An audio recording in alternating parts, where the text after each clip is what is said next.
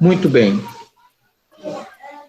Muito bem, sejam bem-vindos a todos, um bom dia. Nós começamos essa aula de hoje, a aula de termodinâmica aplicada. Já fizemos todos os testes de gravação para saber se a comunicação está chegando com todos os alunos. Eu espero em breve, só para dar uns esclarecimentos, porque essa aula ela também vai parar no YouTube. Então, para você que estava acompanhando lá no YouTube e, de repente, viu que a aula terminou, não fique preocupado, a gente vai gravar aqui e vamos, em breve, disponibilizar ela na íntegra, justamente, na internet. Então, você vai poder acompanhar aqui no meu canal, justamente. E aí, a frase que não vou me chamar de youtuber, né? Mas assim, se você gostar do conteúdo do canal, clique em curtir, compartilhe, ative o sininho, as notificações. É isso aí. A ideia é que justamente toda semana, em um horário aqui, a gente ainda vamos analisar aí o melhor horário dessa aula.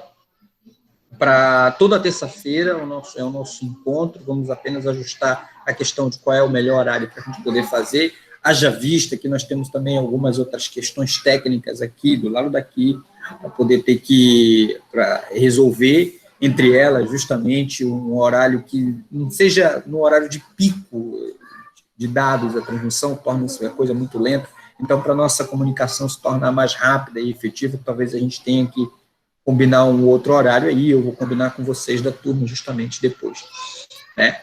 Então, só para poder agora a gente retomar o nosso raciocínio que ficou na semana passada, a gente começou a falar da termodinâmica seguindo justamente o livro Aspectos Contemporâneos da Física, do professor José Maria Filardo Vassalo, né? E esse livro eu decidi justamente fazer por ele, porque ele é muito, muito interessante da maneira como ele coloca a termodinâmica, né? E os aspectos que são importantes, que nós não devemos deixar passar, é como que é a conexão do conhecimento que foi descoberto via empírico, experimental, com os conceitos modernos de hoje, né?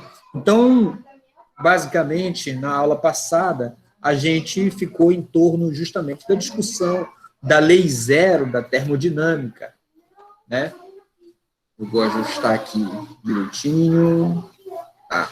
Então, a lei zero da termodinâmica tratava que a gente precisava definir o que é um sistema termodinâmico, o que eram as variáveis termodinâmicas, como é que a gente classifica sistema aberto, sistema fechado. Então, essas informações são muito importantes para a gente poder definir qual que vai ser o norte, né? Porque na hora de fazer uma análise de um fenômeno físico, e uma coisa eu coloco para vocês que tem que ficar muito clara, justamente que é o objetivo do curso.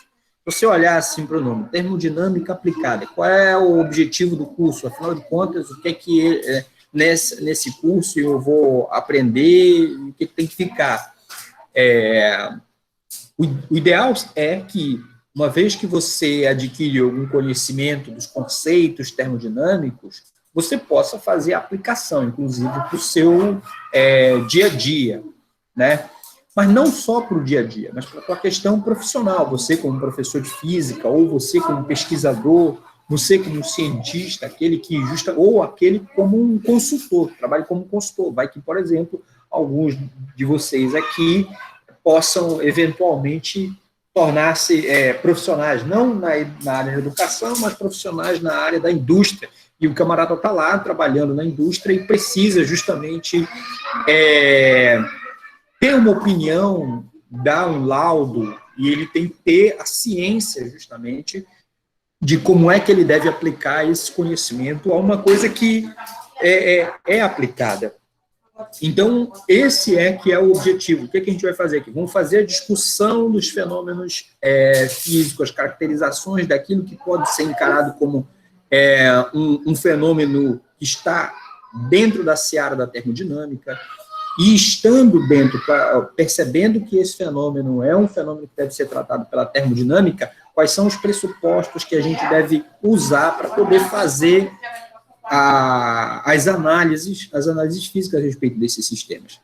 Então, por exemplo, se você, por exemplo, for trabalhar numa indústria, né, de mineração, e tem uma aqui em Belém, por exemplo, eu acredito que ela não tenha falido, né, mas pelo menos tenha mudado de lugar, que é onde ela funcionava, hoje agora é um restaurante, né? E ela, siderurgia, uma empresa de siderurgia, ela recebia justamente a maior parte de material de metal para fazer reciclagem, derretia e transformava isso em matéria-prima para ser trabalhado para outras indústrias. Há muitas, por exemplo, outra indústria aqui, que inclusive eu na minha época de graduação participei e visitei, era a Alunorte, né, que recebia a matéria-prima bruta, que vinha de bauxita, fazia extração de alumínio e derretia para fazer umas barras de alumínio, de alumínio puro, depois de tratado. As barras de alumínio, então, eram levadas ou exportadas nesse formato para outras indústrias que iam fazer o aço mais elaborado. Então, ela era uma exportadora de matéria-prima, né, trabalhava o que era tanto reciclado e o que vinha das minas de minério daqui do Pará, fazia a purificação de toda essa bauxita para extrair o alumínio e produzia as barras de alumínio para fazer exportação. Esse material vai ser, então, enviado para outras indústrias que, no caso, vão trabalhar isso aí melhor. Agora, em todo o processo, não tem como você não pensar nisso e não perceber, portanto, que a termodinâmica ela está ali. E um engenheiro da área, ele tem que, um engenheiro, um técnico, ou mesmo um físico, né, que esteja trabalhando em todo esse processo, ele vai lançar a mão de todo o conhecimento técnico que ele possa ter a respeito da termodinâmica, da física e tal, para poder dar cabo de ajustar o processo da industrialização, de obter o resultado, né? Então, está o tempo todo constante na cabeça dele as questões da termodinâmica, dos processos termodinâmicos, do sistema termodinâmico que ele eventualmente precisa saber para poder tratar, né? E aí, essas questões todas o camarada tem que saber. Né? O camarada tem que saber, ou tem que, pelo menos, justamente conhecer. Né? E aí, o que a gente vai ver? A gente vai ver exatamente isso no nosso curso. Especificamente, nós não vamos tratar da indústria, mas nós vamos colocá-los, esses pontos, como exemplos aqueles a quem a gente tem que tratar. Por isso, termodinâmica aplicada. Vira e mexe tem um exemplo que está associado à indústria, que está associado a um aspecto da ciência, e a gente precisa analisar isso daí, sob esse ponto de vista, e poder entregar o melhor conceito. Tá? Portanto, é também importante que vocês pensem no processo e possam, no caso, meu filho, inevitável,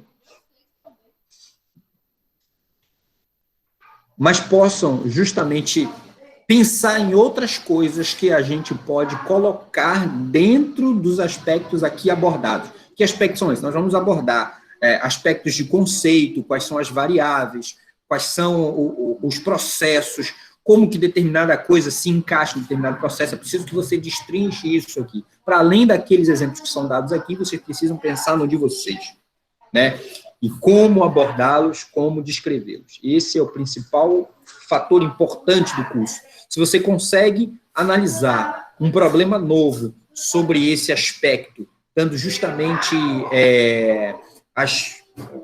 todas as importâncias a cada um dos processos, caracterizando diretamente, então pode-se dizer que você está habilitado, está capaz de poder, com o conhecimento de termodinâmica, abordar o problema, atacar o problema. Na aula passada, então, a gente ficou em torno disso, dessas caracterizações, né, do que eram as variáveis de configuração, portanto, do que eram as variáveis de configuração. Eu vou ajustar aqui para que todo mundo possa ver, e vou diminuir também a minha telinha. Rapidinho.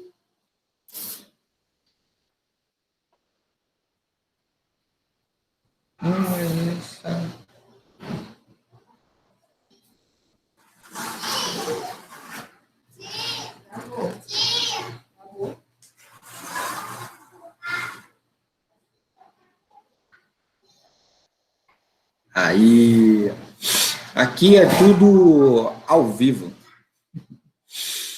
Muito bem. Então, na aula passada, a gente ficou, logo no finalzinho, o que era o estado de equilíbrio, né? Então, toda a termodinâmica que a gente vai construir aqui, por exemplo, nesses momentos iniciais, ela é o que a gente chama de termodinâmica do equilíbrio.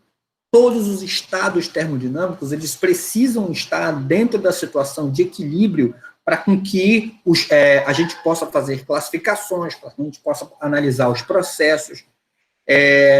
Professor, então, nesse exemplo que você falou aí logo do início sobre o processo industrial de trazer a bauxita, converter em barras de alumínio, esse podemos dizer que é um processo termodinâmico isolado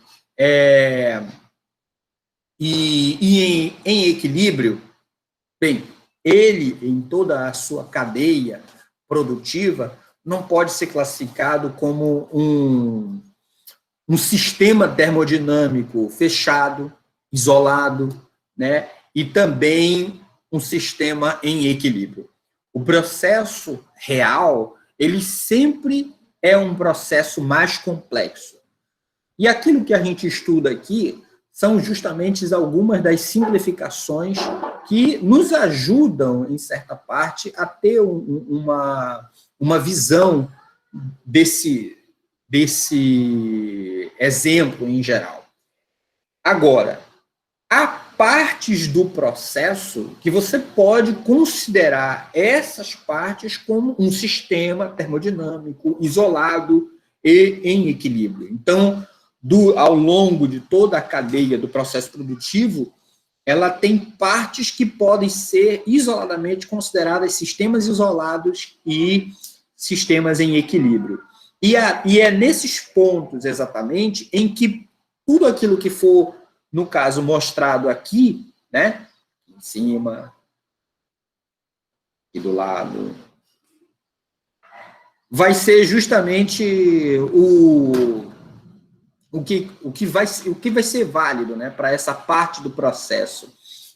E você sempre pode olhar um sistema complexo, né, do ponto de vista termodinâmico, fatiado, né? Então, você fatia o processo em vários outros processos, analisa individualmente cada um deles, justamente para você fazer uso das fórmulas termodinâmicas, que nós vamos mostrar aqui, sempre fazer cada um desses processos pensando que ele, naquele momento, é sempre uma análise instantânea, naquele momento, trata-se de um sistema em equilíbrio. Então, quando você verifica, por exemplo, a que temperatura você coloca a bauxita para derreter dentro de um cadinho, que no caso quase como é chamado, né? Um tanque, digamos assim, de cerâmica, em que você coloca a bauxita e bota no forno para aquecer, para que ele possa derreter por completamente, e depois passar pelo processo de tratamento, de limpeza das impurezas, né? Então, nesse processo, no momento em que você coloca o cadinho, você tem que primeiro aquecê-lo. Você pega a cerâmica A cerâmica, qual é a importância, por exemplo, da cerâmica? Aí vai justamente uma dica para vocês. A cerâmica, ela é um material o quê? O pessoal responde aqui justamente no chat, o que é a cerâmica? A cerâmica é um material condutor, semicondutor, um isolante térmico. O que é justamente a cerâmica? Tá? Se vai valer bônus para a prova, se vai valer um ponto, bem, não sei, né? Então, responde aí justamente no chat, né? O que é a cerâmica? Por que ela é importante, por exemplo, durante esse processo? Então, quando você coloca ali dentro e aquece, leva um certo tempo a ela alcançar a temperatura ideal onde você vai colocar justamente o material da bauxita. Não interessa, portanto, o processo de aquecimento, mas interessa quando chega lá e na temperatura ideal para poder fazer a mistura, naquele ponto exato, aquele é considerado um estado termodinâmico, a uma temperatura em equilíbrio, ou seja, a temperatura do forno com a cerâmica, elas alcançaram a mesma temperatura, é a temperatura de equilíbrio e você não considera que, então, portanto, a partir dali, daquele momento, qualquer influência do meio possa, no caso, perturbar o teu sistema de modo a diminuir a temperatura do recipiente. E eu tivesse que me preocupar com isso, né? Mas ele alcançou uma temperatura que é muito alta a ponto de que a temperatura do ambiente praticamente não interfere. E se não interfere, todo aquele sistema pode ser considerado um sistema isolado, né? Então, nesse processo, é um momento de todo o processo da cadeia produtiva, um momento que justamente você pode considerar aquele sistema como isolado e em equilíbrio termodinâmico. Essas partes do processo é que são interessantes para a gente poder fazer as outras análises. O tempo todo eu estou falando na temperatura desse exemplo. Como a gente ficou na aula passada, né? Aí está justamente para vocês, né? Vou colocar mais um pouquinho aqui.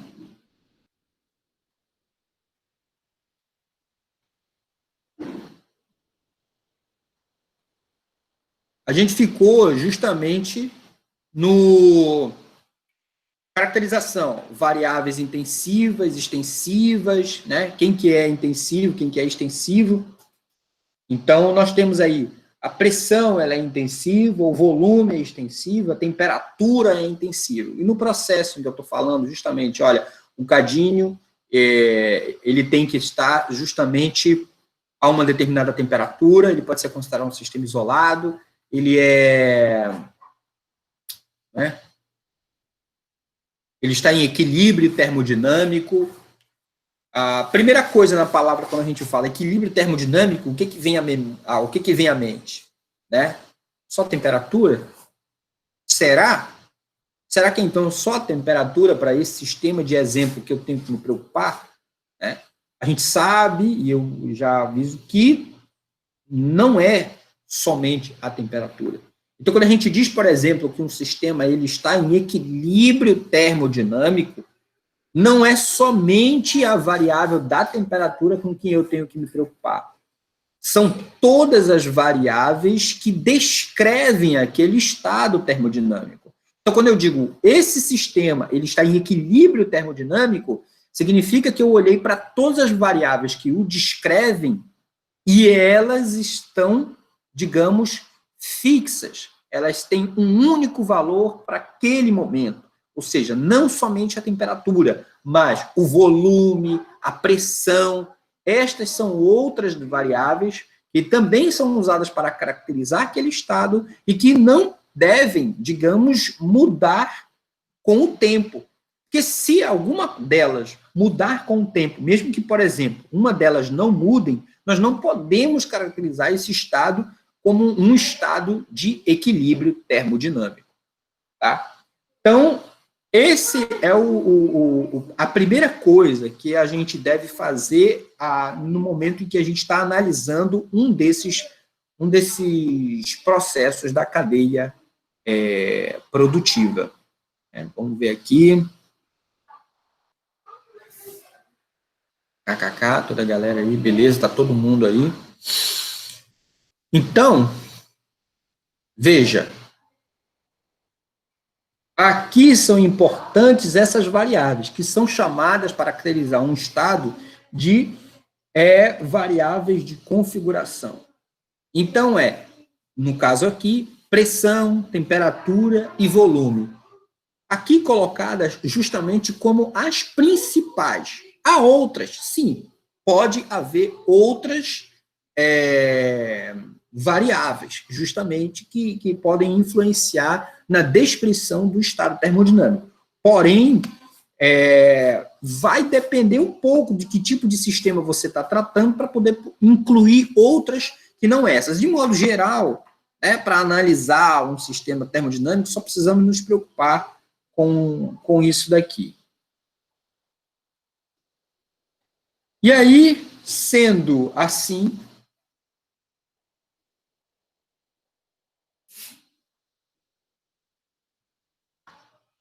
deixa eu ajustar aqui, que foge às vezes.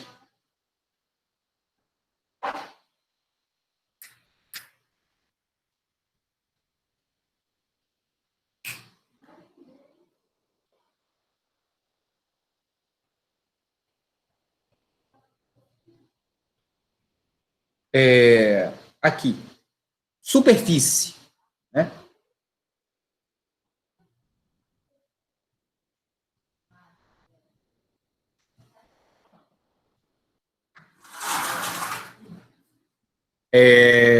Aqui, uma superfície é uma variedade, um espaço tridimensional, chamado de PVT, né? Isso aqui é muito interessante, né? Eu vou colocar aqui para vocês. Né? Vocês já viram isso aqui, tá? Eu vou desenhar.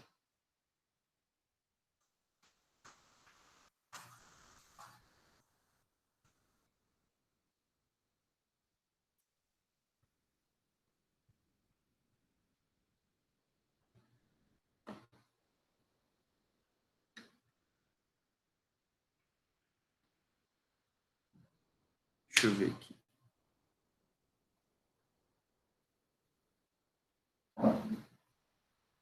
Perfeito.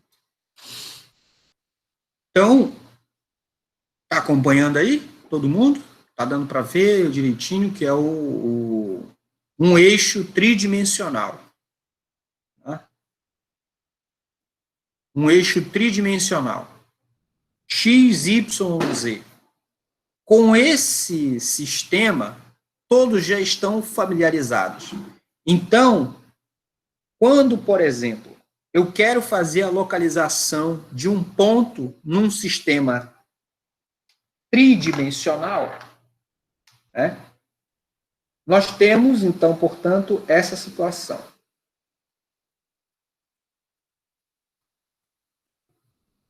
Z,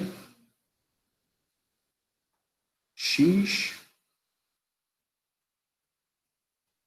e Y. Ou seja, para eu poder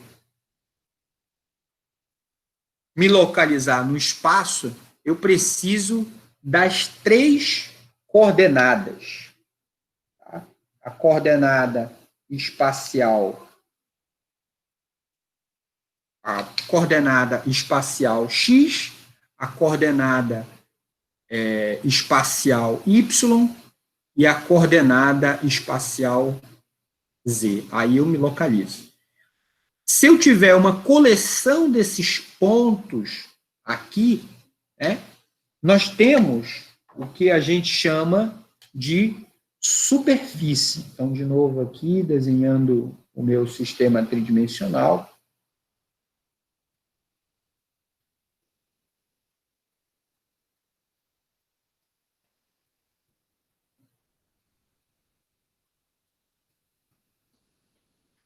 Essa aqui, portanto, é a minha superfície. S.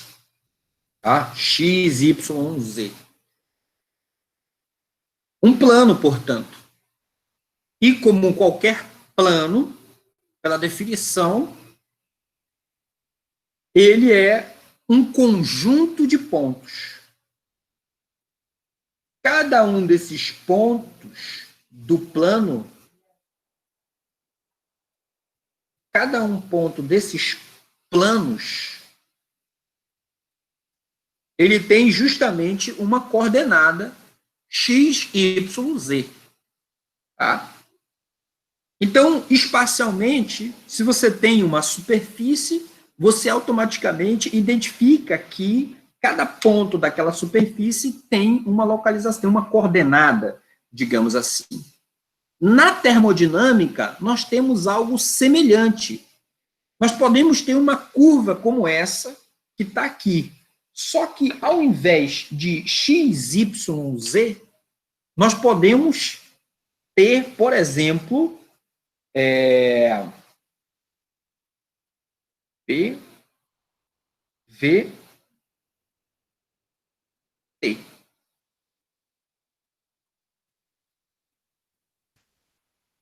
Tá? Nós podemos ter P, V e T.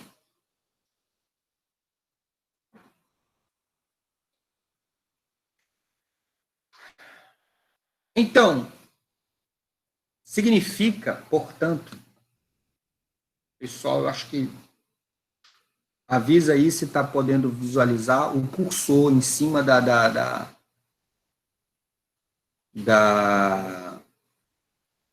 apresentação, né? Que é o que eu posso utilizar, é o cursor, né? Vou tentar usar aqui outros mecanismos para apontar. Então, você pode ter, por exemplo, uma superfície como essa, em que cada ponto desse plano poderia, no sistema cartesiano tridimensional, estar localizando, dizendo, olha, posição, altura, a posição daquele objeto é largura, profundidade, altura, digamos assim. E aí você localiza aquele objeto naquela superfície.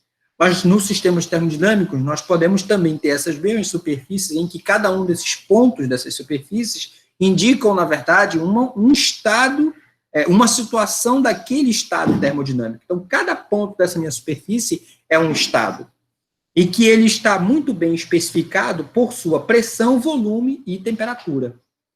Aqui, a ordem propriamente dita dessas variáveis, P, V e T, ela não tem uma preferência, digamos assim. Há outros autores que podem colocar como P, T, V, pode fazer a troca disso aqui, e aí, etc, etc. Podemos, por exemplo, ter autores que vão trocar essa ordem aqui, né? Aqui é T, aqui é P, e aqui é V. Então, isso aí independe. Tá? Só quero dizer para vocês que independe justamente onde o camarada vai colocar o P, o T e o V. É diferente, por exemplo, no sistema cartesiano. Quando você localiza as posições x e y, já existe uma convenção de como é que eles vão estar dispostos. No sistema termodinâmico, essa convenção praticamente não existe, ou ela é irrelevante. Tá? O que é relevante, é óbvio, é que uma vez que você escolha como é que você vai dispor essas variáveis no teu gráfico, você as siga por todo o processo de análise. Tá? Muito bem. Então, o que o nosso gráfico aqui está mostrando é que justamente cada um desses pontos pode representar um estado. Tá? Uma coleção desses pontos é, portanto, uma superfície. E para um gás ideal,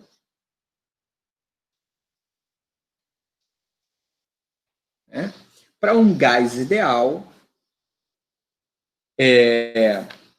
houve justamente um físico francês chamado Émile Clapeyron, em 1834, que justamente estabeleceu a relação entre os gases ideais, que tem o seguinte formato: PV igual a NRT.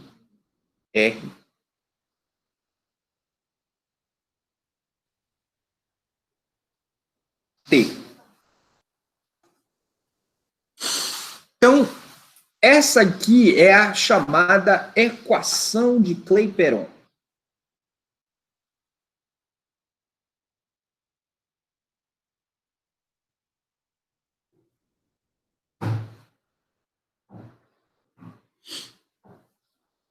Equação de Clapeyron. E ela é muito utilizada justamente nos nossos problemas, nós vamos encontrar elas muitas vezes, né, no nosso curso aqui.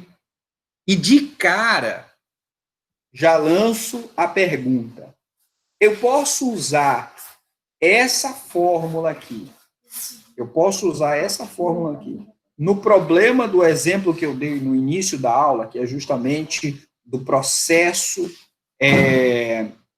de transformação, processo industrial da bauxita para as barras de alumínio, né? Esse processo industrial. O que vocês acham? Eu posso usar essa fórmula aqui? Eu posso usar PVNRT? Se sim, aonde e que parte do processo eu uso PV igual a NRT? Então, tem uma ferramenta muito interessante, eu ainda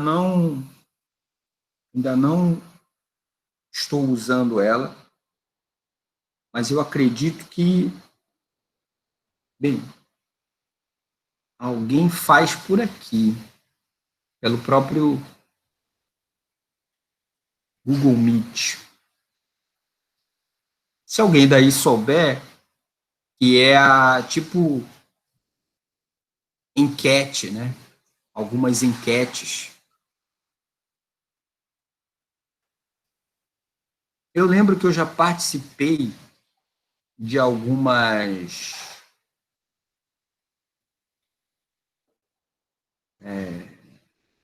lives, principalmente do mestrado, em que o pessoal fazia rapidamente umas enquetes para você responder sim ou não, né? Yes or no. Então, acredito que deve ter alguma coisa aqui, por isso. Mas, enfim. Então, responda aí justamente se você... Vou colocar aqui no chat, né? É possível usar esta relação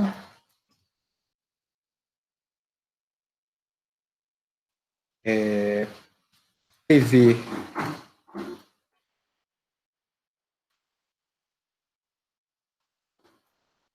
a indústria? Sim ou não? Se sim, justifique. Tem que justificar. Se não, justifique, né? E se não, né? Por que não? Por que eu não posso usar justamente PV igual a NT nesse processo industrial? Precisa de alguma modificação? É necessário que a gente faça alguma intervenção, né, nessa fórmula? Bem, você responde aí justamente nos comentários. Vamos adiante. Lariante. Tá? Então, vou apagar aqui.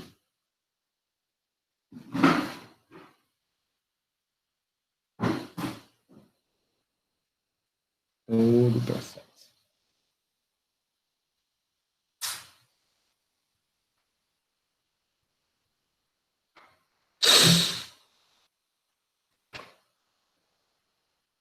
Aí tem um pouco mais aqui, né? Quando há mudanças nas condições externas, tá? Vou aumentar um pouquinho aqui para vocês. Quando há mudança nas condições externas de um estado termodinâmico, devido à interação do sistema com o resto do universo, diz que o mesmo sofreu uma transformação. Esta é dita quase estática quando ela ocorre lentamente, de modo que, em qualquer instante, o sistema pode ser considerado aproximadamente em equilíbrio. Ela é dita reversível se o sistema retrocede quando as condições externas também retrocedem. Essa daqui é uma característica muito importante para você determinar se os processos eles são reversíveis ou irreversíveis, para saber se eles realmente estão ou não estão em equilíbrio termodinâmico. Por isso que é preciso qualquer mudança que seja feita no sistema termodinâmico ser observado com muito cuidado, com muita cautela, lentamente, demora, e nenhum desses processos, portanto, eles podem, no caso, serem considerados, veja aí, portanto, que você precisa esperar que o sistema entre em equilíbrio, então isso leva tempo. Logo, você não pode fazer uma análise instantânea no processo. Então, movimentações instantâneas no processo são consideradas justamente situações fora do equilíbrio.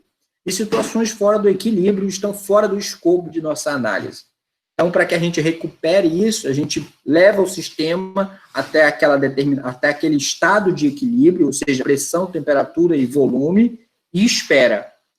Se as coisas se mantiverem durante um tempo considerado com os mesmos valores, eles se mantêm com aquele mesmo valor de pressão, se mantêm com aquele mesmo valor de volume, se mantém aquele mesmo valor de temperatura. Qual é o tempo considerável? Bem, nos primeiros 5 minutos, é muito relativo qual é o tempo que você vai esperar, porque depende do tipo de sistema que você está analisando, e tipos de processos químicos que estão sendo envolvidos ali. E que tipo de análise você vai fazer em cima desses fenômenos. Aí depois espera mais 5 minutos, espera ele evoluir para a próxima temperatura, pressão e volume, e vai, então, construindo o que a gente chama de histograma, né? Um histórico de todos os dados a respeito daquele sistema, em que você vai fazendo anotações de pressão, temperatura, volume, pressão, temperatura e volume. Vai construindo, então, portanto, a tua superfície, baseado justamente nesses dados. E todo esse processo, ele deve sempre ser feito com cuidado ou com tempo. Então, em nenhum momento pode ser feita uma análise instantânea desse processo. Por isso, é chamado de quase estático, né? Como está ali no texto. Obviamente que mesmo que você trate algumas coisas de modo muito lento, né, no processo, e as análises, as observações sejam feitas, nem todo processo que se dá lentamente, ele pode ser reversível. Ou seja, há processos que são notoriamente irreversíveis. Há exemplo disso. Se você pega uma folha de papel e taca fogo nela, né, o final disso daí vai ser o papel, cinzas do papel. O resultado final, ainda que você tenha acompanhado lentamente todo o processo de queima, né, de oxigênio e do papel e sendo consumido,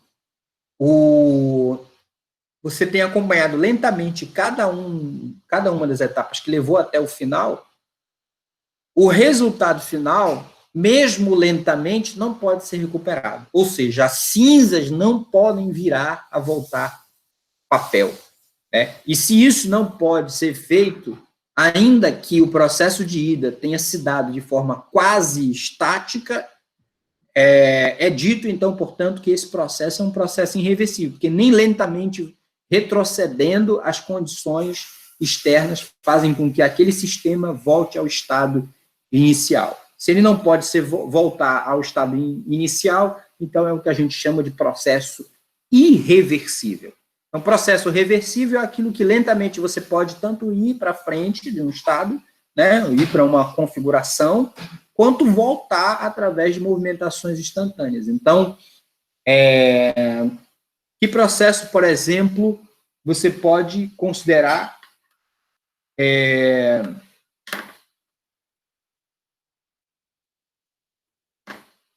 deixa eu ver, que processo, por exemplo, você pode considerar reversível, né? Então, pegue, por exemplo, 10 ml de água, 10 ml de água, congele. Vai ter um cubo de gelo no final. Isso daí com uma massa tal e tal e tal. Então, a água que você tinha, por exemplo, 27 graus Celsius, depois de congelar, você obtém um cubo de gelo, um volume específico, uma massa específica, né, a menos 10 graus Celsius. Você fez o processo de congelamento e acompanhou cada uma das etapas de modo muito lento, até chegar ao cubo de gelo. Pergunta: é possível nesse processo você transformar o gelo em água, revertendo completamente a situação? Aí vocês respondem aí, sim ou não. E tal. É muito importante essa interação, a resposta, se sim ou se não. Preste atenção em coisas que não são óbvias, né? O que não é óbvio, por exemplo, nesse processo? Ou o que poderia acontecer para que esse processo deixasse de ser simples, né? A resposta simples a esse processo é que você tem 10 ml de água, você pode congelar e obter um cubo de gelo. Estava em 10 ml de água a 27 graus Celsius, temperatura ambiente, e você chega num cubinho de gelo a menos 10 graus Celsius. Esse processo é reversível? Sim, você pode reverter o processo. Você pode pegar um cubinho de gelo, derreter, acompanhar e obter de novo os 10 ml de água, à mesma temperatura. Então, a resposta simples este é um processo reversível? Sim, é um processo reversível. Agora, vamos pensar na coisa não óbvia, a coisa que não é assim de imediato. Como é que esse processo poderia acontecer de modo não óbvio, né? Que outras coisas estariam envolvidas ou poderiam estar envolvidas? Porque isso que eu falei parece ser uma situação ideal. E a gente deve sempre pensar que as situações ideais, elas são abstrações daquilo que acontece na situação real, né? O ideal é sempre um modelo aproximado. Então, a resposta fácil e simples, né, que sim, ela deve ser pensada com cuidado, tentando pensar em outros aspectos que, mesmo que eu levasse em consideração, poderiam ou não interferir no resultado desse processo. Ou seja, o que eu quero dizer? Será que realmente essa é a resposta óbvia e simples, porque eu descartei todas as outras, testando fisicamente, pensando elas fisicamente, para que esse processo, na volta, ele acontecesse, mas quando acontecesse, viesse de forma diferente, ou seja, você leva 10 ml para um cubinho de gelo, mas no processo de volta alguma coisa se perdeu. Será que no processo de volta alguma coisa não se perde? É algo a se pensar. Vocês devem refletir sobre isso, né? Será que alguma coisa não está se perdendo? Será que o que eu não estou levando em consideração aí é que o tempo todo o sistema não é um sistema fechado, em si, um sistema aberto, contato com o meio externo, e, portanto, ele troca calor com o meio externo. Se ele, então, troca calor com o meio externo, eu posso levar 10 ml para um cubo de gelo. 10 ml a 27 graus Celsius é um cubo de gelo. Mas, quando eu faço a volta, um cubo de gelo para 10 ml, alguma coisa eu perdi de energia. Não são mais os mesmos 10 ml, ou não é mais a mesma quantidade de massa, né? Você consegue água a 27 graus Celsius, mas se você for medir, não tem os 10 ml.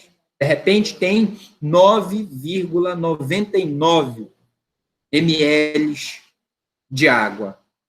O que aconteceu com 0,01 ml? O que aconteceu nesse processo?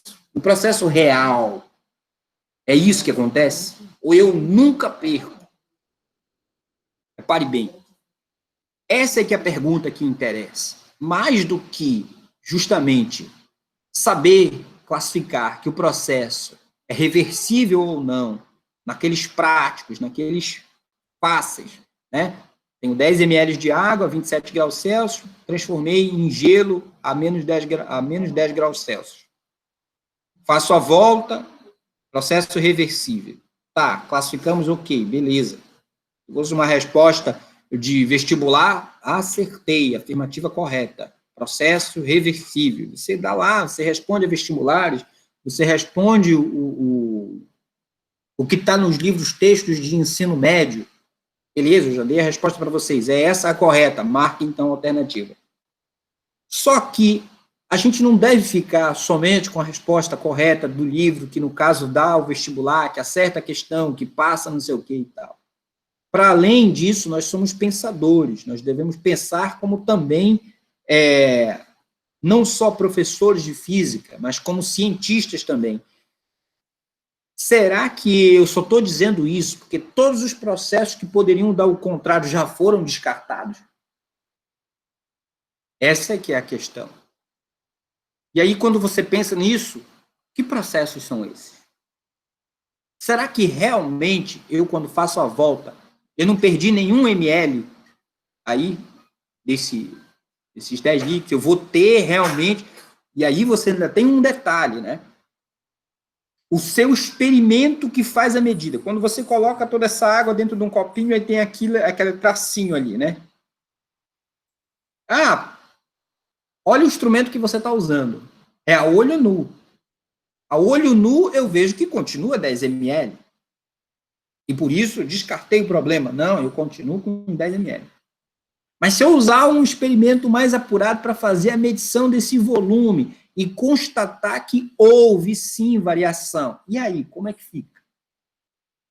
Será que eu posso concluir alguma coisa daí, ou não concluir nada? Ou ainda assim é válido? Ou eu saio pela tangente dizendo, não, na verdade, isso aqui é um sistema real, e ele tem, sim, é um sistema aberto, portanto, como sendo um sistema aberto, sempre há perda por meio. E a perda é essa. Bem, é preciso fazer esse modelo de sistema aberto para capturar essa perda e, estatisticamente, verificar que essa perda está dentro da margem aceitável do experimento e que é isso, então, portanto, que está acontecendo. Porque se não for, de novo, é especulação. E isso é ciência. Tá? Não é achismo. É achar, eu acho, eu estou olhando, de olho eu estou vendo que não bate. A ciência não é feita por olho, de olho. Eu acho que aqui. Você faz para uma análise preliminar, mas depois, se você quiser dar dados, que você quiser fazer conclusões, você tem que ir mais a fundo. Bem, então eu acredito que ficou claro o que seja justamente os tipos de transformações, como elas são classificadas, reversíveis, irreversíveis, processos quase estáticos, né? Processos termodinâmicos. E aí, depois que a gente define muito bem isso, a gente chega no ponto central. Lei zero da termodinâmica. Queira ou não, em toda a discussão que a gente fez, ela está presente. Ou seja, você vê que, então, é muito importante que eu faça sempre qualquer análise a partir do equilíbrio térmico. E do que trata a lei zero da termodinâmica? E aviso aos navegantes, essa lei zero da termodinâmica veio depois de descoberta a primeira lei da termodinâmica. E o processo, como eu falei, em aulas anteriores, em encontros anteriores, inclusive naquele nosso lá, do micro ao macro universo, eu sei que justamente tem dúvidas sobre o assunto, acompanhe justamente o nosso canal, olha aí, né? A gente já fez uma live a respeito disso aqui, do micro ao macro universo, e falamos justamente disso. Então, é preciso sempre, o tempo todo, estar falando de equilíbrio termodinâmico. Se o equilíbrio termodinâmico é algo que justamente é importante para qualquer análise, para que eu possa pensar para depois, ele deve ser, portanto, o primordial. Então, é o que a gente chega à conclusão, estabelecendo que essa é, então, a lei zero da termodinâmica. É preciso que haja um contato, e a conclusão que a gente tira dessa lei zero da termodinâmica é que, para eu dizer que o estado está em equilíbrio termodinâmico, eu vou precisar colocar, junto com esse sistema termodinâmico, outros sistemas em que eu possa verificar, por exemplo, a temperatura. A temperatura, ela é essencial aí no quesito de dizer que, sim, tudo indica que nós estamos caminhando para o equilíbrio termodinâmico. E se nós estamos caminhando para o equilíbrio termodinâmico, um pequeno detalhezinho aqui.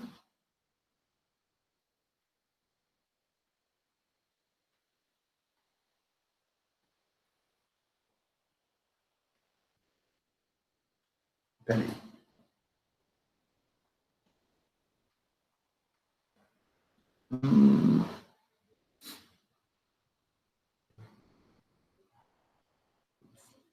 Pessoal, vocês me avisam aí se, no caso, alguma dessas...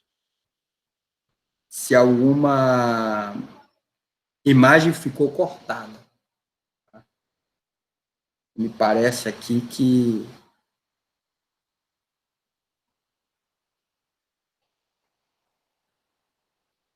o celular resolveu reiniciar.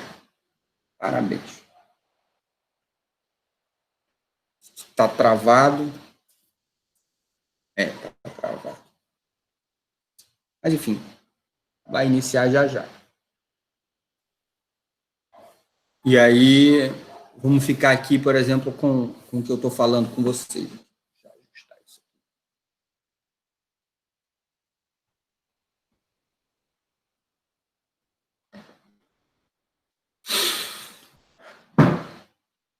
Bem, então, o sistema termodinâmico, ele, para a gente dizer que ele está em equilíbrio térmico, é preciso que eu use outros para colocar em contato com esse sistema, e aí a temperatura é o ponto central, porque é ela que diretamente vai poder dizer para mim que aquele sistema que eu estou analisando, ele está em equilíbrio térmico, porque os outros dois objetos que eu utilizei para colocar em contato batem a temperatura. Ou seja, se você pode, por exemplo, se você está dizendo que, olha, aqui no processo industrial, né, do cadinho com alumínio ali dentro, impossível você, por exemplo, colocar um termômetro ali dentro.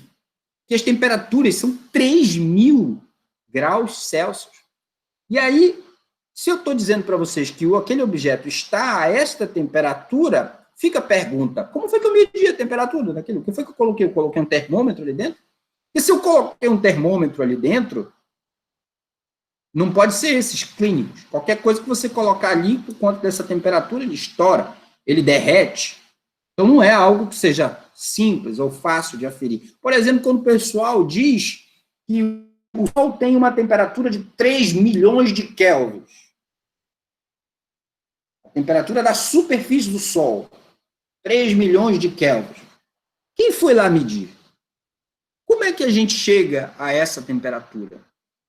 Então, esse é um ponto que Para a gente poder concluir que esse é o valor, a gente precisa de outros instrumentos que possam, de modo indireto, fazer essa medida de temperatura. E eles não são o objeto direto. Eu preciso usar vários outros mecanismos, cada um deles em contato entre si, para que justamente a situação seja restabelecida. Deixa eu verificar aqui se o negócio voltou.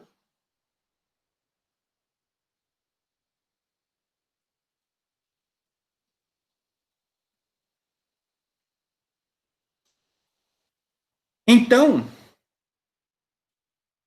eu preciso colocar vários outros objetos em contato, até talvez direto ou indireto, e aí sim, para aquele que eu tenho a observação direta, se ele está batendo, esse aqui, com a temperatura do último sensor, se esse sensor aqui bate com a temperatura do último sensor, né, ao longo desse processo, então eu posso dizer que sim, então a temperatura daquele objeto é a mesma desse daqui, logo aquele objeto lá tem essa temperatura.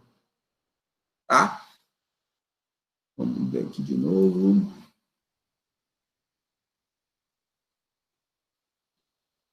É porque, pessoal, o celular aqui descarregou totalmente.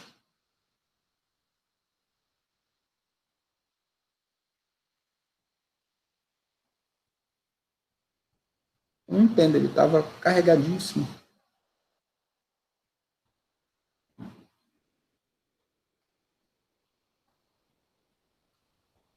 Mesmo conectado com o computador, ele fica carregando.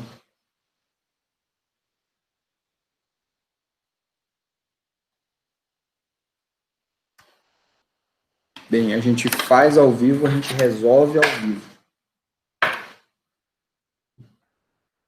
Só um minutinho.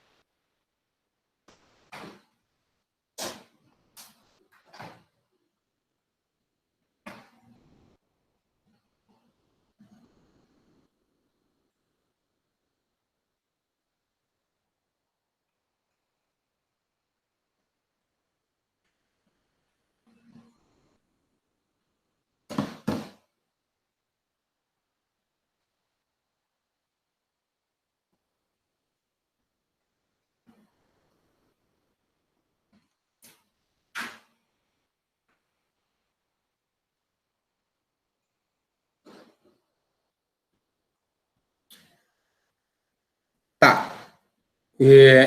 Em até, digamos assim, resolver essa pequena problemática aqui que o celular me apresentou, vamos continuar aqui eu explicando para vocês. Faço uma pergunta rápida. Eu coloquei no Cigar o PDF desse material. Vocês conseguiram acessar? Eu fiz justamente escaneei o material e coloquei lá disponível para vocês. Pessoal, acessou? Sim, beleza, acessou. Então eu vou pedir para que quem conseguiu baixar possa justamente abrir o documento. O que eu vou falar, você vai acompanhando até a gente poder justamente resolver esse problema técnico aqui, que é justamente do celular, que é para poder o pessoal justamente acompanhar aí. Tá? Então, abra o documento lá e vamos lá para a Lei 0 da termodinâmica, em que está falando justamente do contato térmico, que define, portanto, o sistema em equilíbrio térmico. Ele fala, por exemplo, se P1 é um estado de equilíbrio do sistema e P2 o segundo, quando os dois sistemas são levados em contato com um terceiro, P3, se o P3 indicar o mesmo valor dos dois anteriores, então todos os três estão em equilíbrio termodinâmico. E esse conceito, perceba, quando você fala isso desse modo, pensando em como o pessoal lá atrás construiu esse conceito, para eles era mais difícil. Para nós hoje parece óbvio. Parece, não, mas é óbvio que é assim. Você pega um termômetro, coloca em contato, bateu a temperatura ali. Tem o termômetro digital até, então é fácil. Mas não é uma coisa simples. Se eu perguntar o que é temperatura, primeira questão e pergunta que deve ser feita, o que é temperatura? Qual é, quem é que pode me dar aí uma definição de temperatura, precisa de temperatura, baseado no que já conhece, né? Baseado no que já conhece. Uma definição precisa de o que é temperatura. Você tem um conceito, né? Pode ter um conceito ao longo daquilo que você estudou no ensino médio e dizer, não, temperatura é assim, assim, assim, e eu acho que é isso, é isso, é isso. Agora, entre o que você acha e o que você pode provar, como você provaria essa sua percepção que você tem de temperatura? Como é que você conseguiria fazer isso? Tá? Deixa eu ver aqui.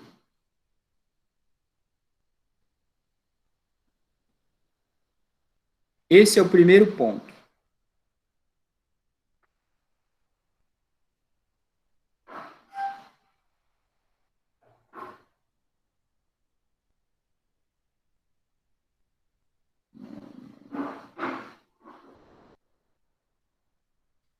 Vou tentar fazer aqui o negócio para ver se fica legal para vocês.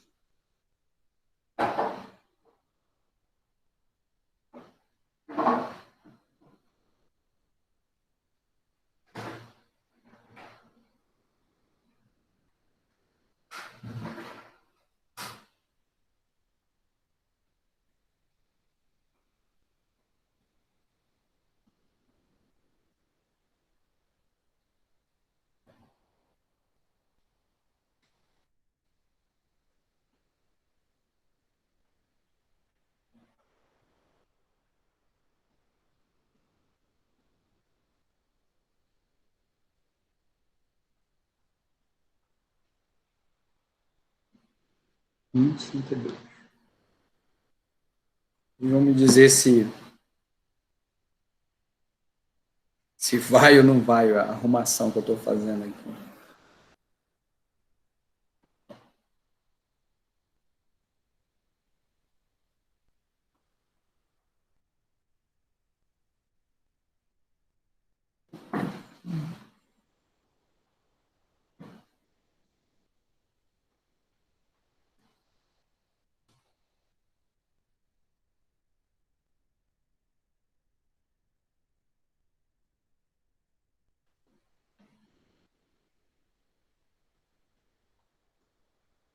Perfeito.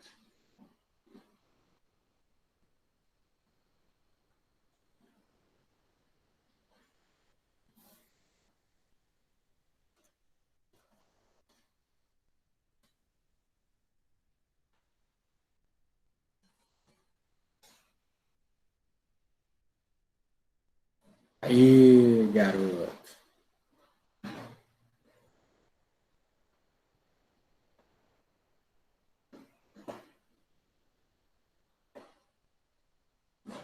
Agora eu posso diminuir aqui.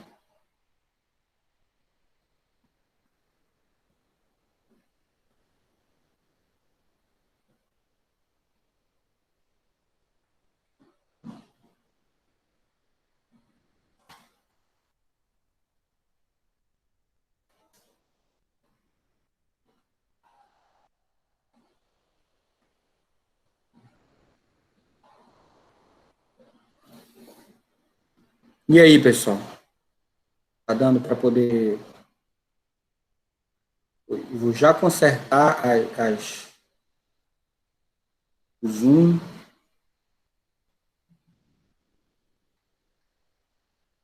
E também...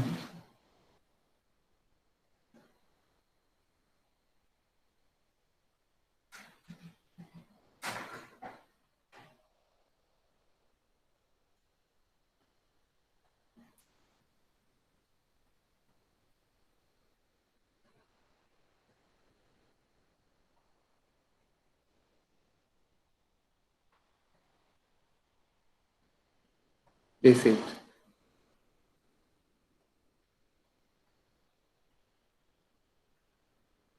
Avisa aí, o que que vocês estão recebendo? De cabeça para baixo ou não? Como é que é?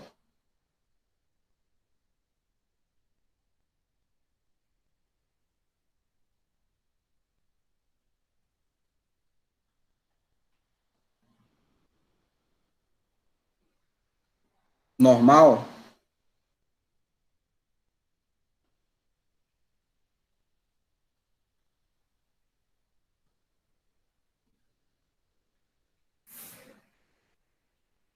Tá normal para todo mundo? Diz aí. Agora tá no jeito. Beleza, beleza. Então, quem sabe faz ao vivo, já disseram alguém aqui, né? É isso aí. Então a gente volta justamente aqui a nossas colocações da lei zero da termodinâmica.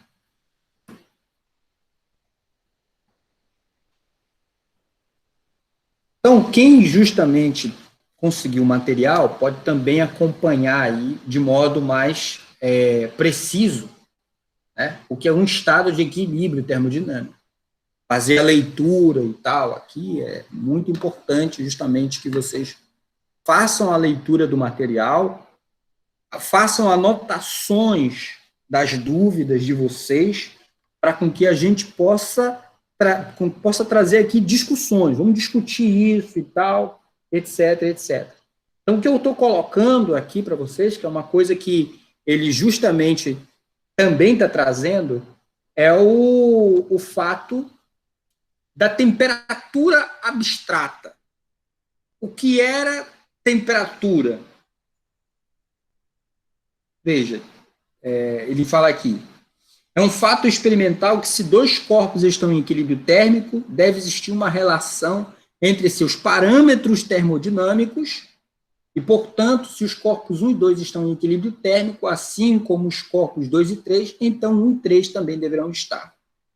De fato, Carathédori concluiu que existia uma temperatura empírica, né, que é a mesma para todos os corpos em equilíbrio termodinâmico. Em outras palavras, isso significa dizer que a classe de equivalência de todos os sistemas em equilíbrio termodinâmico é chamada temperatura abstrata. E o sistema escolhido, que dá o valor numérico da mesma, é chamado de termômetro. Esse ponto aqui parece ser, vamos traduzir. Isso aqui é muito interessante, né? O que quer dizer, peraí, professor, eu estou pegando um termômetro, verificando justamente fazendo uma leitura no termômetro, aquela leitura lá da temperatura do termômetro, e essa temperatura, e essa leitura, digamos assim, ela, essa leitura, ela não é exatamente a temperatura do corpo, é isso? Quer dizer, tem duas temperaturas? Sim, há duas, pelo menos, há duas temperaturas. Então, peraí, se eu pegar um outro tipo de termômetro, o termômetro clínico é aquele que funciona por contato, mas eu posso pegar o termômetro digital ou eu posso pegar um outro termômetro que faz medição de temperatura laser. A temperatura que os três me indicam podem, inclusive, estar batendo, mas elas são diferentes de alguma forma?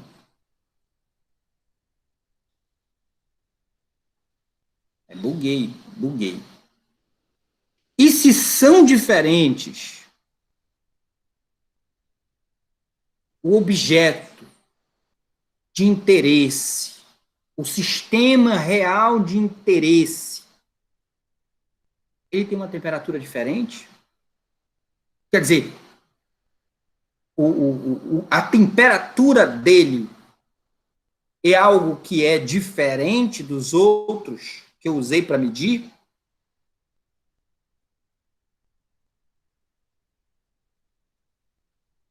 Aí você bate a cabeça assim, caraca,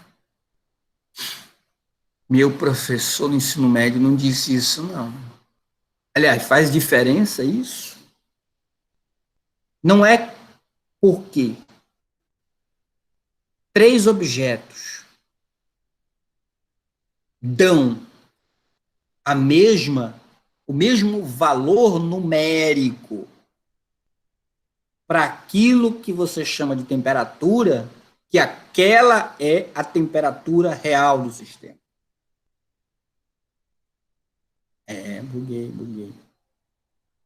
Bem, mas, para nossa sorte, a lei zero da termodinâmica estabelece um arbítrio nessa partida, que é, se 3 sistemas diferentes concluem pelo mesmo valor numérico de temperatura ou de dados e tal, batem com os seus dados, que são os parâmetros termodinâmicos usados, se eles batem, então quer dizer que todos os 3 sistemas estão em equilíbrio termodinâmico e mais a mesma temperatura. Então, graças a isso, é que você pode usar um termômetro clínico, ou um termômetro de precisão cirúrgica, ou um termômetro de precisão a laser, que o valor numérico que cada um desses instrumentos vai obter vai levar à conclusão que todos os 3 sistemas, as 3 ferramentas, estão em equilíbrio termodinâmico e, portanto, a mesma temperatura. Porque, veja, se você analisar pelo ponto de vista de um termômetro a laser, por exemplo, como seria isso, professor? Bem, é só você pensar que o laser nada mais é do que um sistema, né, de átomos que está energizado a um determinado ponto e que decai de forma coerente, ou seja, todo mundo da mesma maneira, emitindo energia eletromagnética, tudo numa única frequência bem padronizada, bem estabelecida, com a mesma fase, é o que a gente chama de coerente, e que por conta disso, esse sistema que decai coerentemente emitindo energia é chamado de laser. Então, se um sistema atômico como esse faz isso, então, como, por exemplo, nesse sistema você mediria a temperatura? Bem, para além das dificuldades técnicas ou explicações técnicas que poderiam ser necessárias aqui para poder dizer como isso acontece, né? A questão é, ele tem uma maneira específica de poder indicar a temperatura em que essa coleção toda de átomos, a gente tem como poder calcular, se a gente calcula a energia e tal, aí para um ômega, para uma relação justamente da física moderna, você tem energia, H, Ni, Aí você tem lá a quantidade de energia, e justamente por um teorema da dissipação, energia, você consegue fazer a relação da quantidade de energia dissipada com a temperatura. E a partir dali você determina a temperatura a qual o laser ou a energia está sendo emitida ali. Então, esse é um processo pelo qual você pode usar um sistema como esse para medir temperatura. Então, veja, você define temperatura a partir do decaimento dos átomos, da energia emitida, da energia dissipada desse sistema, você tem acesso à temperatura. No termômetro clínico, você tem acesso ao valor da temperatura se você fizer o contato. Você pega o termômetro, coloca em contato com o objeto, verifica o valor da escala. A escala é medida como? Bem, o líquido que está ali no termômetro clínico, ele é de quê? Mercúrio. E, portanto, por ser mercúrio, o mercúrio responde à dilatação térmica muito facilmente. Então, qualquer menor variação de temperatura faz com que o mercúrio possa dilatar. Então, o parâmetro, neste caso, do termômetro aí, que indica uma leitura de temperatura, é a variação no comprimento da coluna de mercúrio. Então, a variação no comprimento da coluna de mercúrio no termômetro clínico, você identifica ele com um valor de temperatura. Não é da mesma maneira, e não é o mesmo tipo de parâmetro que você usa, por exemplo, para esse tipo de termômetro a laser, em que ele mede a energia dissipada desse sistema, né, fazendo a relação lá de energia, teorema de dissipação, a energia dissipada, energia eletromagnética dissipada com a energia térmica, você tem, através de uma simples continha ali, o valor da temperatura desse sistema. Então, o parâmetro nesse problema aí é o quê? O valor da energia dissipada, e associar ela com a temperatura. É um parâmetro diferente do aumento da coluna de mercúrio. E se você pegar, por exemplo, eu vou usar minha mão, né? A sensação térmica, troca de calor entre os dois sistemas e tal, eu não sei como conseguir fazer a medição dessa temperatura e fazer escalonado. Então, essas três modalidades, por exemplo, podem levar ao mesmo dado numérico que está associado à temperatura, mas nenhum deles, cada um percebe a temperatura do sistema de modo diferente. Então, essa percepção que cada um desses objetos que são usados para medir temperatura faz do sistema, cada um faz de um jeito. Então, o átomo percebe o aumento de temperatura de um jeito, o termômetro clínico percebe de um jeito, que é na mudança da coluna de mercúrio. Você pode, por exemplo, usar o termômetro de gás. E aí, que parâmetro você pensaria que poderia te dar como resposta o aumento de temperatura? O volume do gás? O aumento da pressão ali dentro no gás? Que tipo de gás é esse que pode receber, que pode responder a essa? A coloração, ainda tem isso, tem determinadas substâncias químicas que no modo gasoso justamente reagem a temperatura mudando a coloração. Então, tu sabe, por exemplo, a que temperatura está se a coloração mudou. Fato que internamente isso tem a ver com as questões dos átomos, da excitação atômica, mas longe disso é um parâmetro que é válido, usado justamente para poder fazer medições de temperatura. Então, há vários sistemas, cada um uma ferramenta diferente, cada um percebe a mudança de temperatura diferente, cada um pode, justamente a essas mudanças de parâmetros, atribuir um valor da temperatura. E nós podemos universalizar isso tudo numa tabela que vocês conhecem muito bem, que eu apresento aqui para vocês, e que vocês muito se acostumaram a elas, no ensino médio, que são as chamadas escalas termométricas. Então, nós temos aí, por exemplo, a escala termométrica de Celsius, nós temos a escala termométrica de Fahrenheit e a escala de Kelvin. Veja, em determinado momento da história, dado esse entendimento que todos faziam a respeito da temperatura, primeiro você precisa conceituar o que é temperatura, né, para você poder fazer a sua escala. Então, em determinado momento, haviam pelo menos umas centenas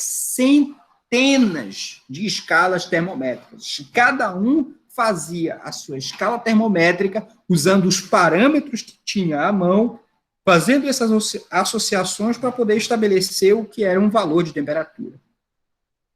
Tanto a Europa, a Ásia, o mundo ocidental inteirinho, cada um tinha um tipo. Prevaleceram, então, portanto, algumas que hoje são as mais conhecidas, né? Sendo a de Kelvin aquela que está no sistema internacional, né? É a temperatura absoluta. Existe um conceito, justamente, que evoluiu para se chegar justamente à escala Kelvin, como ela é conhecida, como temperatura absoluta. A de Fahrenheit é a que mais adotada nos países de origem anglo-saxônica, ou seja, países britânicos, de origem britânica, saxões, e também todos da Europa e Estados Unidos admitem esse tipo de escala. Já vários outros países latino-americanos, ocidentais, africanos e asiáticos admitem um outro tipo de escala de temperatura, que seria, no caso, a escala Celsius. E, portanto, esse tipo de escala, essas são as 3 escalas mais conhecidas. A saber em que circunstâncias a gente pode pegar um artigo e fazer justamente a contextualização histórica, mas de modo que aqui sabemos, por exemplo, na escala Celsius, que a parte mais baixa dessa escala é a de 0 Celsius, é a temperatura de fusão do gelo. E 100 graus Celsius, a temperatura de ebulição da água. Então, a substância aí é a mesma, ela tem 2 pontos de equilíbrio térmico que são muito importantes para poder, justamente, nos fornecer os dados dessa escala. A de Fahrenheit, por exemplo, ela atribui como o 0 de Celsius, né? O 0 da escala de Fahrenheit é um pouco mais abaixo, depende de vários outros parâmetros. Nós estabelecemos a de escala de Celsius e vamos construindo a de cada uma das outras. Então, a escala de Fahrenheit, esse ponto aqui é o ponto 32 na escala de Fahrenheit, e aqui o 212, né?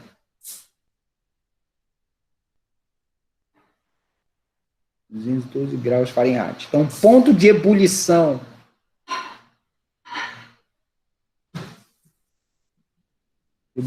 da água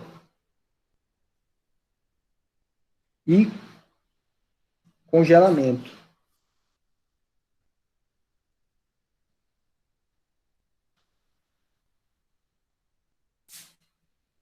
Tá?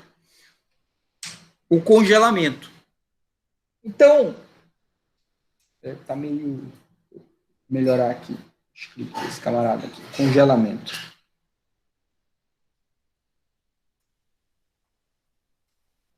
Congelar. Então, o que a gente... mais um parâmetro aqui, se alterar.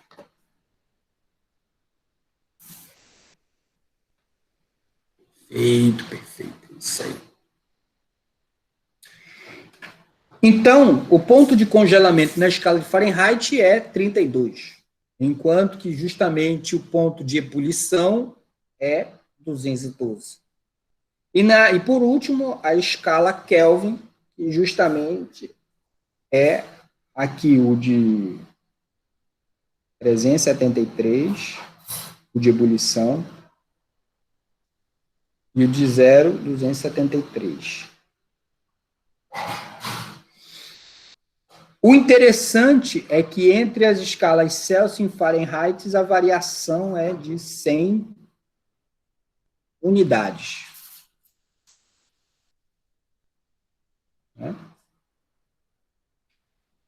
E aí nós temos ainda aquela relação temperatura de Celsius sobre 5, temperatura de Fahrenheit menos 32 sobre 9, e temperatura de Kelvin menos 273 sobre 5, né? Como sendo justamente e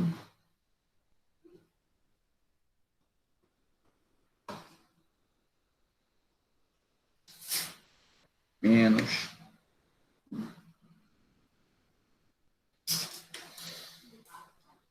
como sendo justamente os valores. Vou apagar esse 5, tá meio feio aqui.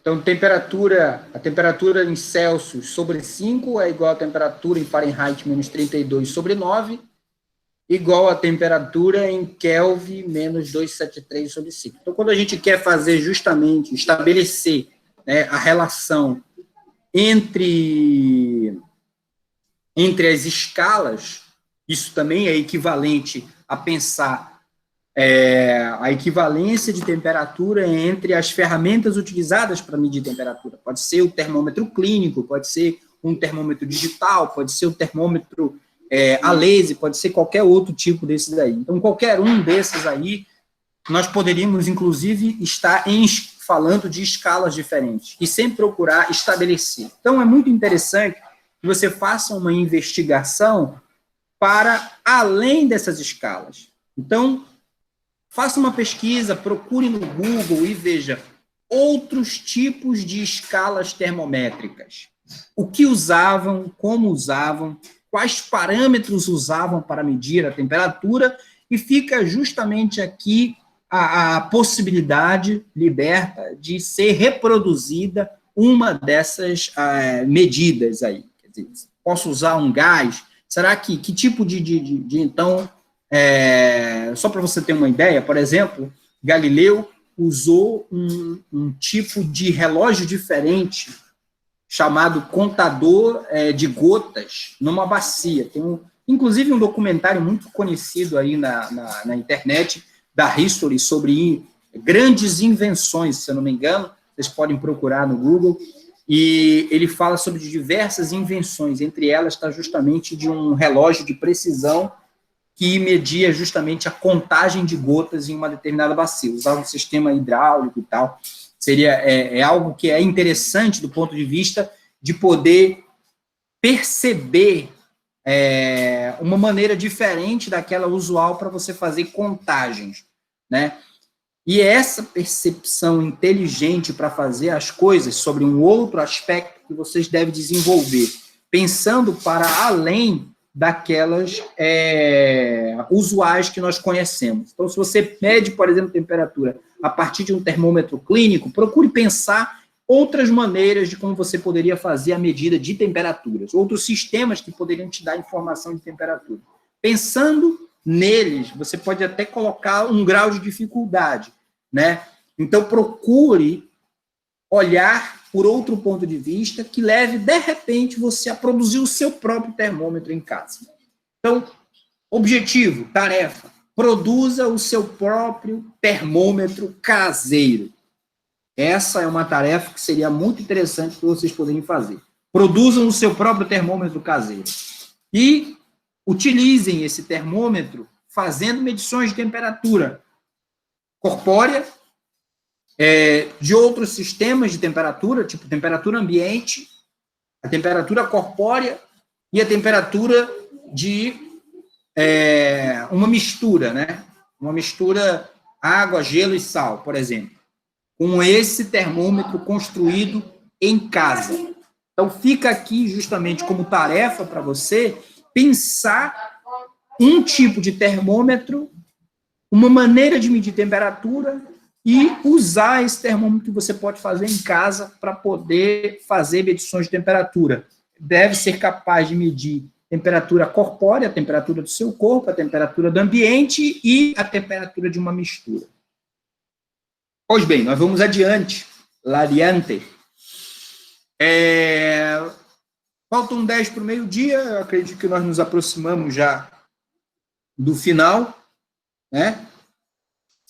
E eu coloco aqui justamente para vocês, só para a gente finalizar essa historinha, essa bela história, né, de encontro com a termodinâmica, que são as leis da termodinâmica. Nós vamos para a próxima aqui, que é a...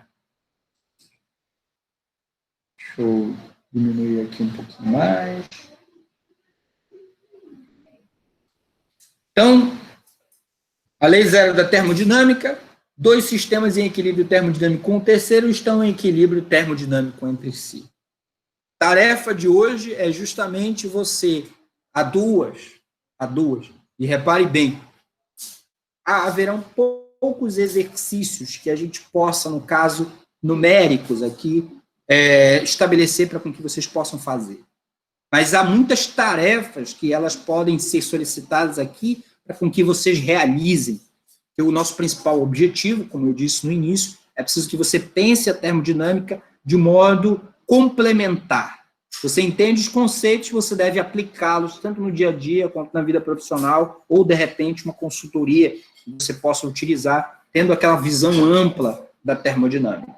Então, para além de ter que rabiscar, resolver exercícios, ficam sempre as tarefas aqui. E eu faço a anotação de todas essas tarefas. Está entre requerimento da nossa avaliação esses pedidos. Eu vou fazendo as conversas com vocês, vou fazendo o pedido das tarefas, e à medida que vocês vão fazendo essas tarefas e vão me dando feedback. Então, enviem para mim o resultado daquilo que vocês fizerem. Pode ser por vídeo, pode ser no papel, foto e tal, tira, manda para o meu e-mail, né, acessa lá a turma virtual, manda pelo meu e-mail institucional ou pelo meu e-mail pessoal, já foi colocado aqui, né, edneigraem@gmail.com, então você pode enviar justamente o e-mail para mim, com a sua atividade. Se você está realizando uma atividade, vou gravar a sua atividade agora, eu fiz desse jeito. Você grava a atividade, né? Grava você que está falando, está discutindo, envia para mim, e aí eu vou receber, vou fazer justamente uma discussão em cima dali. A interação já está valendo como atividade avaliativa. Tá? Para além das provas escritas, seminários e tal, eu estou vendo justamente essa questão da interação. O pessoal está o tempo todo acordado, o que a gente está dizendo, o que está falando, estamos interagindo, estamos pensando no curso, vamos trabalhar isso daí. Então, nós temos duas tarefas para hoje. Primeiro, você pensar um outro sistema físico que você possa capturar nesse sistema físico tudo isso que já foi colocado. Como é que eu o identifico? Como sistema aberto, fechado, em que momento ele está em equilíbrio, né? Quais são os parâmetros que eu avalio nesse sistema que eu estou pensando como parâmetros termodinâmicos que definem um estado termodinâmico nesse problema, ou seja, temperatura, pressão e volume, né? Ou outra coisa que você possa identificar. Olha, esses aqui são os parâmetros que identificam o estado termodinâmico. Então, do meu exemplo, o estado termodinâmico dele quando ele tem esse valor. Então, esse classifica ele como estado termodinâmico. Se você tem valores diferentes, você classifica 2 estados diferentes. É possível, a partir daí, então, construir uma superfície de estados com todos esses parâmetros, como já mostramos aqui. E ele é um sistema que, por exemplo, eu posso encarar, posso identificar, onde é que eu identifique isso, as transformações quase estáticas que podem ser classificadas como reversível ou irreversível, né? Porque você pode citar um exemplo em que, olha, neste exemplo, a situação nunca acontece de modo reversível. É válido, você coloca ele lá, documenta e tal, tudinho. Né? Então, mande isso para mim também, isso é a primeira tarefa. A segunda tarefa é justamente você pensar em um experimento, em uma maneira diferente da usual para medir temperatura. E depois que você pensar, se possível, for possível construir, construa e faça medidas. Meça a temperatura do seu corpo, meça a temperatura do ambiente, meça a temperatura de uma substância, como água, gelo e sal. Anote esses valores, documente isso e envie para mim. Essas são as tarefas para poder fazer.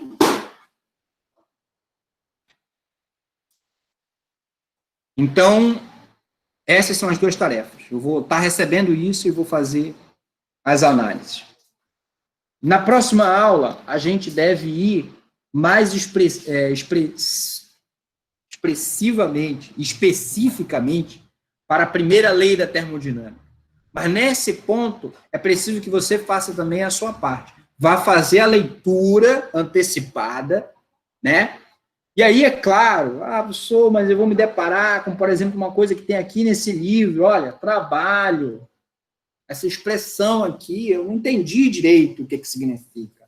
Continue fazendo a leitura aqui, em que define cada um como sendo variável intensível, extensivo, tenha uma outra ótica. Anote as suas dúvidas, tá? Anote as suas dúvidas a respeito e vamos discutir. Vamos discutir, porque a gente vai explicar isso daqui. Então, olha aqui, agora a equação 1.1, a equação 1.1, deixa eu ver aqui. A equação 1.1, 1.2.2.1b do livro, o professor Vassalo tem muito isso, 1.2.21a, 1.2.21b, parece até uma musiquinha. Ela já parece ser mais com aquilo que a gente conhece, uma integral de uma diferencial e tal. E a equação 1.2.21cb, nossa, caramba, ela é mais ainda parecida com aquela equação termodinâmica que a gente tem conhecimento. Então, essa aqui conta um pouco do histórico. E o que você usa na sala de aula? Professor, na sala de aula, para os meus alunos, quando alguém pergunta qual é o trabalho mecânico realizado por um gás, eu vou lá e falo isso. Olha, no máximo, se eu tiver que falar sobre integral, né, professor? Então, por favor, me perdoe, é isso aqui. É isso que eu entrego para eles. Né? Ou, na melhor das hipóteses, né? Somatório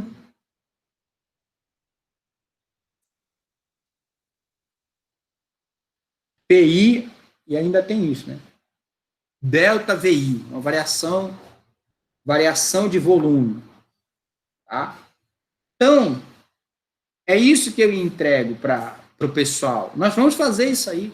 Nós vamos fazer justamente algumas continhas com essa expressão, aquele beabá que a gente já conhece, que já foi dado no ensino médio. Tá? Mas vamos pensar um pouco antes disso. E um pouco antes disso vem aqui. Ó. Entender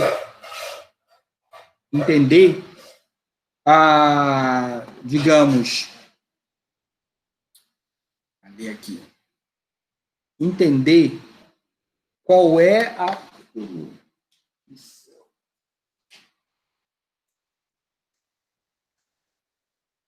Entender como é que você constrói esse objeto. o que nesse objeto é variável intensiva e extensiva, e por que que isso aqui é importante, né? Como que isso aqui é a ideia geral, isso aqui é a ideia que foi construída, que foi concebida, é a partir dela que nós chegamos a isso aqui, tá? Então, vamos pensar isso daí, para poder usar a primeira lei da termodinâmica de modo mais abrangente. Então, nós vamos ficar por aqui. A tarefa de vocês são justamente essas, pensar o sistema, os sistemas termodinâmicos, seja ele na indústria e tal, e identificar cada uma das coisas que já foram faladas aqui, né, e nos processos, o equilíbrio, não equilíbrio, fora do equilíbrio ou não, e pensar numa forma de medir temperatura, se possível, construí-la para com que você grave e me mande. São duas tarefas aí para vocês fazerem. Prazo, não tem prazo, mas eu vou estar avaliando aqueles que vão estar me enviando alguma coisa. Final do curso você não enviou nada, por exemplo. Pode ser possível, isso não reprova. Mas, sim, para enviar e-mail para mim. Você fez a experiência, por exemplo, vou tirar algumas fotos da experiência, vou gravar um vídeo de eu fazendo a experiência, vou gravar um vídeo de eu fazendo a minha pergunta, a minha dúvida, faça e manda para mim, que eu vou fazer com todo carinho a análise e a gente vai discutir. E esse é o feedback que eu quero. É preciso que a gente pense fora da caixa. Ah, eu vou medir temperatura, mas eu vou usar um termômetro clínico. Você pode usar, mas eu quero que você identifique tudo aquilo que já foi falado, né? E faça as outras coisas que foram pensadas. Mas eu quero que você vá para além disso. Não é a forma usual. Todo mundo. Então, pense uma forma diferente. Pense de forma diferente. Como é que eu faria para medir a temperatura? Que outra coisa eu poderia usar para medir a temperatura? Pense nisso daí. E aí a gente vai para a próxima. Nosso próximo encontro é semana que vem. Mas eu vou fazer uma enquete lá, e eu gostaria muito que vocês pudessem também responder. A enquete vai ser no SIGA. Se a gente pode ter um outro encontro ainda essa semana, na sexta-feira, para poder discutir outras coisas.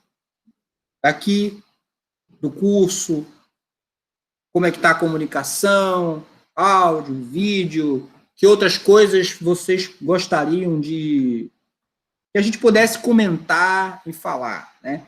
Também estou aberto justamente a outras sugestões. Ah, professor, usa essa outra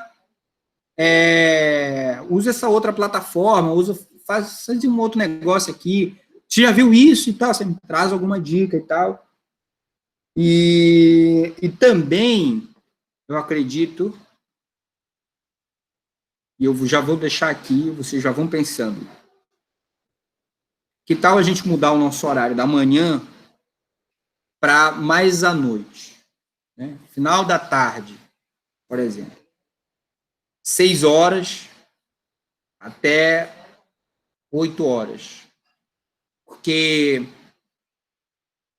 bem, pela manhã, vocês viram que tem a questão, principalmente, do fluxo de dados. É muito intenso, é pico, e aí tudo atrasa, fica lento, trava e tal. E aí a gente pode testar. Vamos fazendo um teste. Mas o nosso encontro não passa de terça. Na próxima semana, a gente fazer num outro horário. Então, a enquete é, você concorda em mudar o horário? Não, sim. Depois, que horário você sugere? Então, vou fazer a enquete no SIGA, vou disponibilizar ao longo dessa semana, vocês respondem e me dão feedback. E se vocês acham interessante, entre 17 e 23. Entre as 5 e 20. Pois é, esse é um horário, então fica aí. Mas não vão ficar direto todo esse horário, mas entre isso daí, no horário, né, final da tarde. Se bem que também devo acrescentar, né? Final da tarde, para Belém aqui sempre chove. Não sei como é que tá aí, né? E que não tem chovendo tanto. Né? Então, talvez entre 7 e 8, ou entre 8 e 9. Você colocar o link daqui no Siga A, vou colocar no YouTube a gravação, né? Eu vou pegar e disponibilizar essa gravação no YouTube e no Siga A eu coloco o link daquilo que ficou no YouTube, né? É melhor assim, né? Eu acho que não tem um link daqui direto para você colocar no Siga A, mas como está sendo gravado, eu vou terminar a gravação aqui, disponibilizar no YouTube e o link daquilo que for publicado no YouTube, vou disponibilizar no Siga A. Fica bom no YouTube. É por isso que a gente precisa colocar um outro horário, que talvez que seja um horário que não seja de pico, justamente para a gente poder, ao passo que a gente está fazendo aqui, também fazer pelo YouTube a transmissão ao vivo. E o problema é que, quando se faz uma transmissão por aqui, ao vivo, o fluxo de dados é muito intenso. Não tem só o meu celular, o meu computador aqui logado à internet. Então, isso também são fatores que vão diminuindo bastante a transmissão de dados. Pessoal, é isso. Então, se alguém tem mais alguma pergunta, alguma dúvida para ser colocada em relação a isso daqui, que a gente apresentou. Deixa eu conferir aqui o chat, que algumas pessoas colocaram. Hoje, Alanes, né? Meu horário de trabalho é das 17 às 23. Se for esse horário, não dá para mim.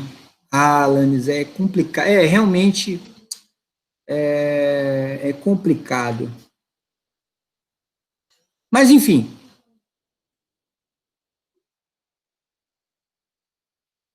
É uma sugestão.